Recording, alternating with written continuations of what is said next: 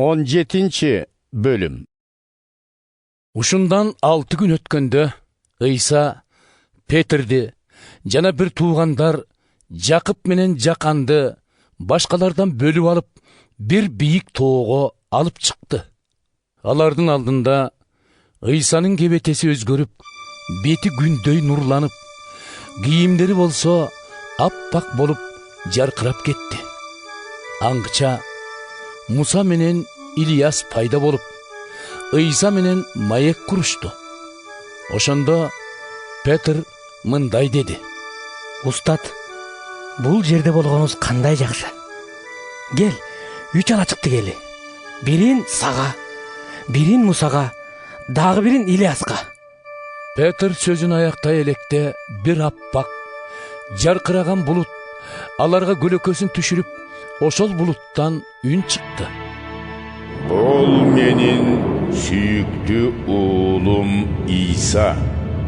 Мен ага ыраазымын. Аны уккула. Муну уккан шакирттердин үрөйү учуп, жерге кулап түшүштү. Ошондо Ыйса келип, аларга колун тийгизди да: Коркпогула, өйдө тургула, деди.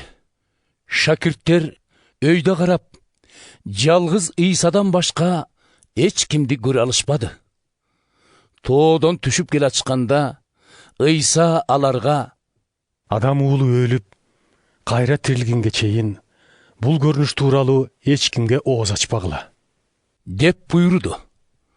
Ошондо шакирттери: Эмне үчүн дин мугалимдери Машайык келерден мурун Ильяс келиши керек дешет? деп сурашты. Ыйса: Туура, алды менен Ильяс келип, баарын ордуна келтирет. Силерге айтып коеюн, Ильяс келди. Бирок аны тааныбай, ага өз каалагандарын кылышты. Эми адам уулу да алардын колунан азап чекмекчи, деп жооп берди. Ошондо шакирттери анын жакыя чөмүлдүрүүчү тууралуу айтып жатканын түшүнүштү.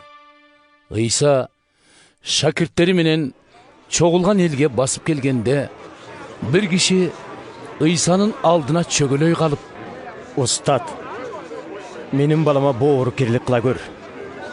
Анын талмасы бар. Ошондон азап чегип, кыйналууда. Дала ирет от менен сууга боюн таштады. Шакирттериңиздин алдына алып бардым эле. Айыктыра алышпады, деди. Ошондо Ыйса: Эй, ишеними жок бузулган эл. Качанга чейин араңарда болуп, силерге чыдаар экем. Баланы алып келгиле бери, деди. Баланы алып келишкенде Ыйса буйрук берип, баладан жинди кууп чыкты. Ошол замат ал айыгып кетти. Ошондо шакирттери Ыйсадан өзүнчө: Эмне үчүн биз аны кубалап чыга албадык? деп сурашты. Ишенимиңердин аздыгынан, деп жооп берди Ыйса аларга. Силерге бир чындыкты айтып коеюн. Сарыгычынын данындай кичинекей ишенимиңер болсо, мына бул тоого бул жактан тигил жакка которул десеңер, которулат. Силердин колуңардан келбеген нерсе болбойт. Шакирттери менен Галилеяда бир жерде болушканда Ыйса аларга айтты: Адам уулу кишилердин колуна түшөт, аны өлтүрүшөт. Анан 3-чү күнү ал кайра тирилет. Муну укканда шакирттери абдан кайгырышты. Ыйса шакирттери менен Капернаумга барганда, ибадатканага төлөнүүчү салыкты жыйноочулар Петрге келип: Устатыңар салыкты төлөмөк беле? дешти. Петр: Төлөйт, деди.